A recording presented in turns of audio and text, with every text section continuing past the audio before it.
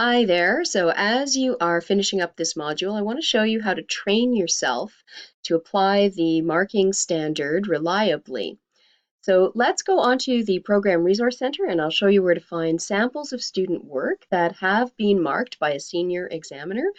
And so you can mark them and compare your scoring to that of the published result. So here we are on the PRC. We're going to go to Diploma Program, View All Resources. Open up my subject area, which is biology, just to show you all of the subject areas would have the same architecture and the same kinds of resources available. So we're going to look under support material and then the teacher support material. When we open that, we will find a mini site that has lots of subject-specific resources for planning, and then also down at the bottom, assess student work. So what is possible to do is open up any of these and take a look at the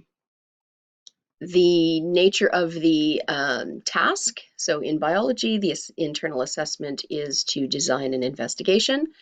And so this is one on this plant growth. You can take a look at the student work. You can take a look at annotated student work, and which gives us some insight into how it was scored.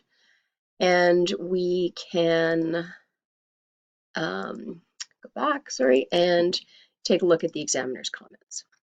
So as we get used to applying the rubrics for marking pieces of student work, you get a feel for the level of the standard by comparing your ideas to what's explained here from the examiners.